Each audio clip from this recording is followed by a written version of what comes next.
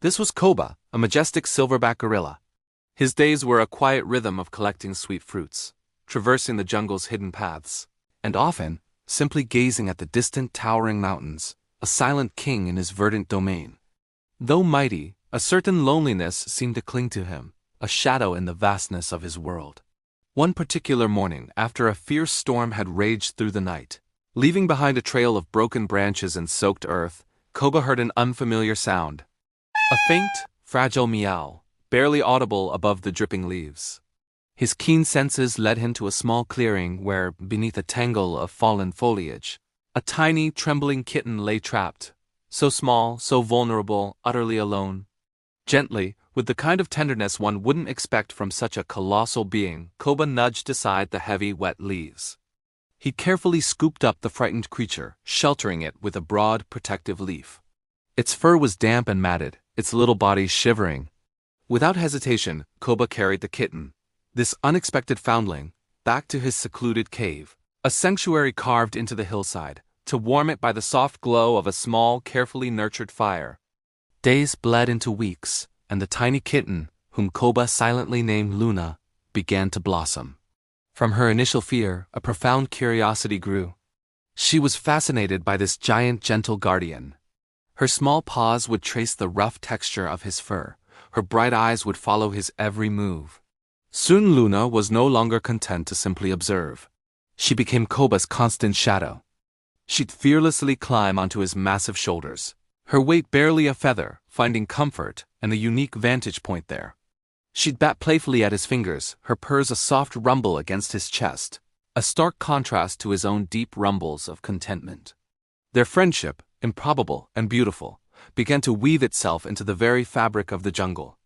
Koba, once a solitary figure, now had a companion, a tiny spark of life that brightened his quiet world. They explored the sprawling rainforest together. We'd see Luna, a blur of motion, chasing iridescent butterflies through sunlit glades. Her tiny pounces met with Koba's watchful, protective gaze. They'd share meals by the meandering river, Koba carefully peeling a banana for Luna, or even offering her a choice morsel of fish he'd skillfully caught.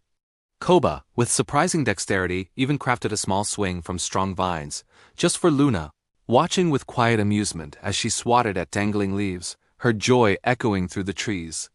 Their bond was a symphony of differences, a testament to the fact that love knows no bounds of species or size. But even in this paradise, shadows lurked. One ominous day, the distinct, unsettling scent of humans permeated the air. Hunters. They were skilled, ruthless, setting hidden traps designed to ensnare the jungle's inhabitants. Koba, ever vigilant, sensed the danger. He tried to keep Luna close, but her playful, inquisitive nature often led her just beyond his immediate reach.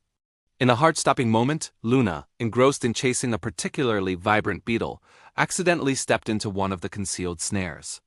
A sharp click, a yelp of pain, and she was caught. Koba's heart, though powerful, seemed to seize. His eyes, usually calm and thoughtful, blazed with a primal fury. He rushed towards her, a force of nature driven by pure love and desperation. The hunters, hearing the commotion, emerged from the undergrowth, weapons in hand. A tense, terrifying standoff ensued. Koba, a mountain of muscle and rage, let out a guttural, earth-shaking roar, a sound that reverberated through the trees, a warning, a challenge. He charged, not to harm, but to protect, to scare them away from his precious Luna. In the chaos, he managed to free her, but not without consequence. A sharp pain tore through his side as one of the hunter's crude weapons found its mark.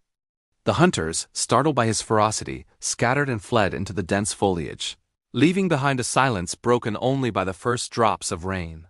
The heavens opened, mirroring the emotional storm that had just passed. Koba, injured and weary, slumped to the ground. Luna, though shaken and slightly limping, quickly found her way to him. She curled up beside his massive form, her small tongue gently, persistently licking his wound, a tiny gesture of comfort and defiance.